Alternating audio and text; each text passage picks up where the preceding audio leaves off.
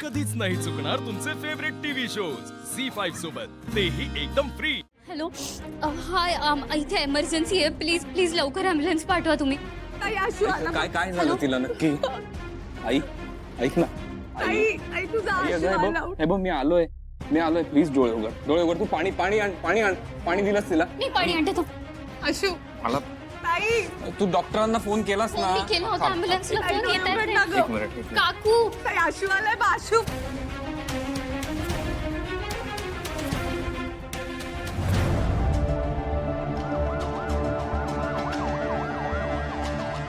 Ambulance आली, मी बघतो.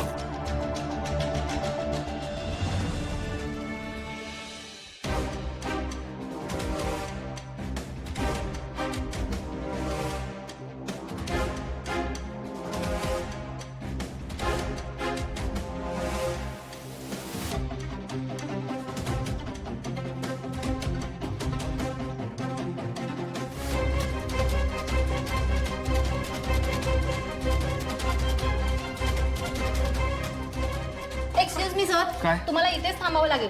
अहो पण ती माझी आई आहे, मला जाऊ दे. हो सर, पण तुम्ही आत नाही येऊ शकत, ते अलाउड नाहीये. अहो अलाउड नाही कसं? ती आई आहे माझी, मी थांबतो ना, तिच्या शेजारी थांबतो. नाही सर, प्लीज तुम्ही इथेच थांबा. अहो. काकू मला सांग, तिला काही होत होतं का सकाळपासून? काय काय झालं एक्झॅक्टली? अरे म्हणजे तिला बरं नव्हतंच वाटत, पण म्हणजे एवढी आजारी पडेल असं.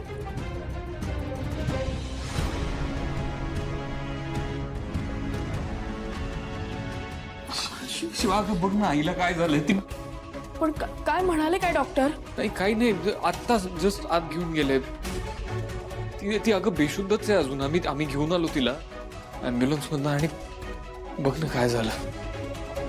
काकूला काही होणार नाही ना? हे बाळा काही नाही होणार. काही नाही होणार, तू काळजी करू नको. आई स्ट्रॉंग आहे. हा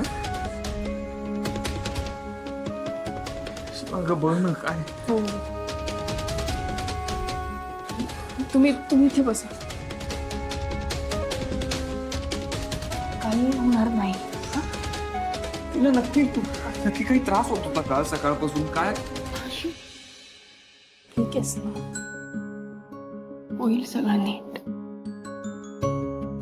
मी ठीक आहे शिवा, मला आता खचून जाऊन चालणार नाही. मी स्ट्रॉंग आहे आणि मी खंबीरपणे उभा आहे. घरातनं बाहेर पडलो तेव्हा आईला प्रॉमिस केलं होतं की स्वतःच्या पायावर उभं राहील.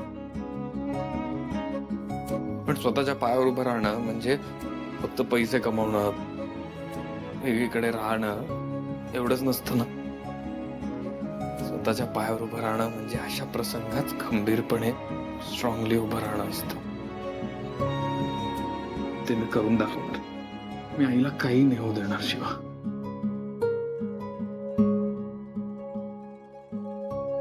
नाही होणार काय.